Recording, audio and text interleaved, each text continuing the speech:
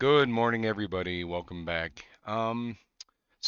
If you guys want to take a look here right now, we have the Dragon Tournament going on for turn attack, so you want to take the least amount of turns as possible, and you end up getting more points that way. As you can see, I'm already at second at 1307, and that is because my Dragon team averages 32 turns a run, and I'm going to show you how. Now, if you turned in for my Gnute video, you'll see it's the exact same team doing the exact same thing. Uh, there really is no difference. And I will go over everything for the team and we'll do a quick run. So let's go to Dragon's Lair. Now this is not free to play friendly, right? Right? Boom, boom, not free to play friendly. Hey, what's up? Not free to play friendly. Okay, there are two fusions, a void legendary, an old school legendary, and then a fully awakened seer, which is a void epic. Okay, but this is the team I've run with, and I want you to just kind of get the basics of this team, and I'm going to tell you how it goes. So, Seer, first one, she uses Karma Burn, doesn't use it again. We don't need to. She's just that strong. Again, Karma Burn doesn't use it, but then on the boss, I don't want her using Karma Burn. And the reason is she'll strip the defensive buffs off the team and kill the team, right? It's happened before, and I have Brogni in to put up defensive buffs and shit. I do want her using Clan Banner because it is a faster animation than Knockout. Okay? Brogni, here we go. Does whatever, turn one, turn two, right? Or I'm sorry, round one does whatever. Round two does nothing. I just want him to A1 because I want these available for the boss. And then round three, uh, his AI is perfect. He'll put Resilient Glow up first, and then when the boss buffs himself with increased attack, Brogni will hit him with Cavern's Grasp and knock that off. It's because he's got enough accuracy. Okay? And again, just to look at Seer, my Seer is very overtuned. 221 speed, 328 crit damage, uh, good enough accuracy. Could use a little bit more for this dungeon, but we really don't need it since the other teams don't get a turn, right? Gnute, everybody's favorite boy. Nothing changes, right? So the thing is, he's at 238 speed. Look at Seer with her 221 speed. He goes before her on round one. Round two, since she kills everybody, she gets so much extra speed from them. She outspeeds Ganut, and he doesn't get a turn on the second wave, right? But then on round three, again, you just don't need to do anything with him because he's going to prioritize Blessed Bash. And actually, I'm going to just make sure that happens. Okay, let's go to Ghostborn.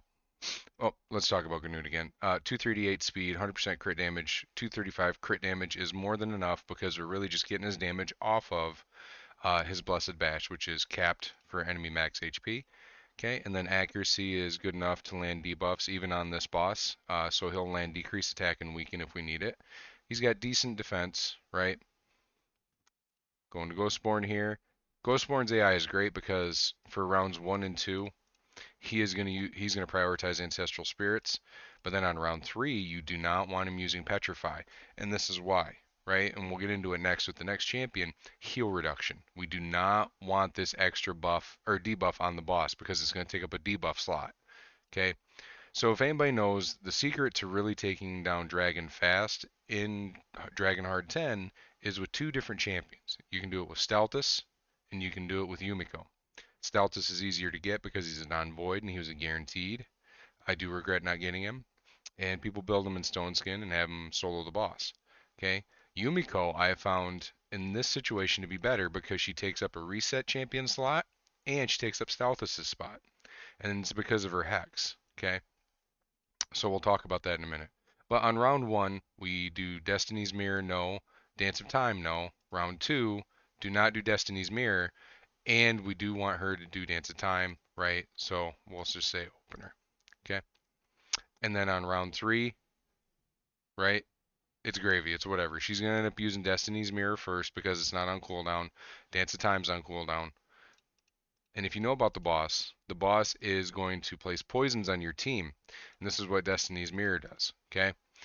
Attacks one enemy, 100% chance of placing Hex for 3 turns. You can extend this, by the way, and it goes up to 4 turns. Passive effect. Whenever an enemy tries to place debuffs on either this champion or an ally, has a 55% chance of transferring those debuffs to a random enemy under a hex debuff placed by this champion. This happens before any debuffs are placed on the initial target. Has a 30% chance against bosses. So I assume this here, these buff debuff chances go with these as well. So we can say 55, 65, 75% chance, and then against bosses it's a 50% chance, right? And then whenever someone fills a turn meter of an enemy under Hex debuff placed by this champion's turn meter will be filled instead, only available when Karuto Fox Hunter is on the same team. Okay, so essentially what we're doing is the Spider-Man No You meme right here, where we put Destiny's Mirror, we do a Hex on the boss, and the boss ends up putting poisons on himself, right? Um, let's just not save. Okay. All right. So Dragon Hard, this is the team. Here we go. Boom, boom, right there. Here it comes. Oh, he got an extra turn. So that might slow the run down, but damn, Gnut. Gnut got extra turns because he's in Relentless, and that can happen, but that's okay. But he's not going to get extra turns here, and that will slow the run down and increase your turn count. But, it's whatever percent chance to happen. Boom. Now you see that? Look at all those poisons there. Yumiko just went no you. Gnut just went in with Bless Bash, and he just procted an extra turn and did his A2. So here's the boss here, and he just took a ton of damage. Look at that. Look at that. Right? He's not. Boom. Just like that. Here we go. Gnut counterattacks. I've considered taking Gnut's A2 off and just letting him do his A3 because it does take time, but it doesn't take turn count. So I'm kind of torn. I'm going to be letting this run pretty much all day. Yumiko is about to do a reset, and then Gnut comes in, finishes the boss off. 35 turns. See, my fastest is actually 31. Let's look at this. Accuracy with speed. It's a rare. We'll keep it. Let's do it again, right? These are quick runs. Hopefully he doesn't get an extra turn here. I feel like he's going to. Nope, he doesn't. Beautiful. And there we are. And see, just on his regular AI, he prioritized his A2. But against bosses, it looks like his AI prioritizes Blessed Bash, which is great. Hex goes up 3 turns. That's more than enough. Boom. Fills up all that. See? 1, 2, 3, 4, 5, 6, 7, 8, 9, and 10 debuffs. That is why you want to take Ghostborn off of his heal reduction, because it's going to end up taking up one of the 10 debuff slots, and you don't want that. Boom. Hits us with that. Here we are.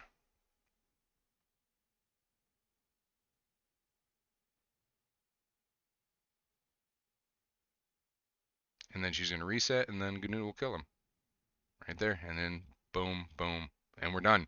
32 turns, 50 seconds. As you can see, my fastest with this team has been 45 seconds and then 31 turns. Actually, another accuracy main stat speed subset. This is a 5-star, so we're selling it. But yeah, folks, that's it. Let's just go look at the champions here. Let's look at this. Recently used. Come on, let's not be a noob. This is my Yumiko. She's in Perception. Okay. These accessories are just for arena because I do use it for live arena and regular arena. 289 speed. She does need to be the fastest on the team. Her accuracy, really, if you're just using her for dungeon content, 350 is more than enough. Skills, I have her down to polymorph just because, fighting in arena.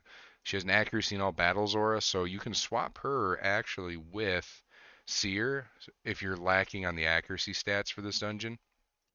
And her masteries we'll just show you here. These are arena masteries. We have her going down to Eagle Eye. It's just all this stuff. So you can, boom, take a look at that. You can copy it. Okay. Brogni. I have him in speed, resilience, and perception. You guys know if you've been watching my channel for a little while, I'm a big fan of resilience. It's such a good offset. You just get best of both worlds for any tanky support, right? But these are his stats here. 255 speed, but when we are in Dragon's Lair, though, we're up to 261 because we get the extra speed um, from live arena bonuses. So let's look at the Dragon's Lair speed here. Sorry, 261 speed, 369 for the accuracy, so he can knock off that buff off the boss because it actually is pertinent that we don't let that boss get increased attack because that can kill your entire team. That boss hits very hard. 85k HP, and that is for his right here, putting up that shield because it's based off his max HP. Okay, he's fully booked. I have him in Brimstone. Sometimes this does end up taking a spot on the boss. It's rare, but it does. I have him down here for Giant Slayer, and that was because this is legit the Clan Boss copy. So I copied what Brogni would use for Clan Boss, but honestly, you can take him off Giant Slayer and then put him over on War Master. But the way that the fight is, the mechanics of the fight and the way the team is set up, he's really never gonna want, or it's rarely ever gonna proc War Master anyways. So just, do what you will. And then Ganut, again, Relentless and Perception. This seems to be the gold standard for Ganut for almost all content. I have some clan mates. Shout out Savage. I love you, boy. What's up? Rabe. Uh, my buddy Robbie Savage. He has his in Savage gear, funny enough. And it's because he's going to use him in Fire Knight because his A1 is going to do more damage that way. But like I said, we have him in this because we're really relying on the Blessed Bash because enemy max HP damage is severely capped against dungeon bosses. Because if it wasn't, the bosses would just insta die because of how much health they have. Polarium has said as much.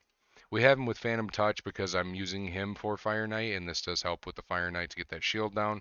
And again, if you have Ganut and you don't have Yumiko, you can slot Ganut into that lead position. He's going to give you 80 more accuracy. That's a big accuracy buff, honestly. You could actually really min-max the team getting that damage up there. Okay. And then again, since his are all 3-hitter attacks, we have him down to Giant Slayer. And I literally just copied Scratch AK-47. Shout out Scratch, you ever watch this channel? I copied his masteries because he, in my opinion, did it right. Ghostborn, I love Ghostborn. We have him in a shield set to make that shield set extra big from Brogni. And he's in Perception just to get him to that threshold. But the good thing about Ghostborn is this cannot be resisted, his decreased defense, okay? So really don't need that much accuracy. It's only for his A1, which you need accuracy for to place that decreased defense, just in case. I love Ghostborn. He is a staple. I don't use Lydia anymore because she's unreliable and her animations are too slow, where Ghostborns are fast, like really fast.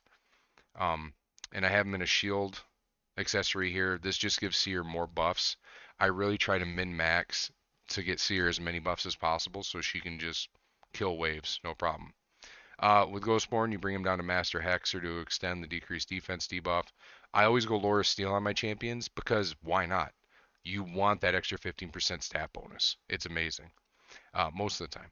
War Master because he is a single hitter. He doesn't multi-hit. Okay. And as you guys saw, Phantom Touch again. This helps just deal extra damage to bosses. And then my piece de resistance, the pride of my account, Seer. She is in lethal and she is in crit damage. Now at some point I'm going to switch this crit damage set to, where is it? Killstroke? Yeah, because Killstroke is the crit damage set, but you get 5% extra speed. And then obviously once I get her moved into that, I am going to have to really reconsider the speed tune of the team. Okay, these are her stats in Dragon. She's at 221 speed, 105% crit rate, 328% crit damage, 290 accuracy. She really doesn't need it. We're not doing anything with it. And that's it. You just want to make her tanky, by the way. Her damage does not come from uh, other stats. It comes from buffs and enemy max HP. There's a story that when she first came out, she was one-shotting bosses in the dungeons and then they had to nerf her. So just remember that because she used to be a lot stronger. She's a very amazing champion. Honestly, she's a legendary. If you want to look at it that way, she's a legendary. The absolute awakening to go with on her, or her blessing, is going to be Crushing Rend. Mine's fully maxed out, so it says every hit will ignore a percentage of the target's defense. Will ignore 1% for every 10 levels. Okay, so if I go and I look, we'll have to go back to it here in a second, but we can tell the level of the enemy teams and the boss in the dungeon just from the start screen. But she also gets like all these extra bonuses, right? But yeah, Crushing Rend is the way to go for her. We already went over her stats, and these are her masteries. I want more crit damage. Okay, this is consistent damage. I don't want Helm Smasher, and I don't want War Master. I want consistent damage. So I brought her down to Flawless Execution. And again, Master Hexer, Lore Steel, Whirlwind of Death. This is where she gets the extra speed for killing people. And then Cycle of Violence, just in case we can get that off cooldown faster, but it doesn't matter for this fight. All right. So let's actually go and look just to kind of compare and be like, oh, this is how much Seer benefits. 350 is the level, so 1% for every 10. That's 35% of their defense that she ignores. Plus she's in lethal, right? And let's go look at lethal because she ignores it there too. Okay. Another 25%. So you're looking at 60% of her ignoring their defense, and that's why she just boom, one shots those waves. But if you guys have any questions, please leave them in the comments down below. This is a little video for you today. And remember, I love you. God bless everybody. Mwah, and goodbye.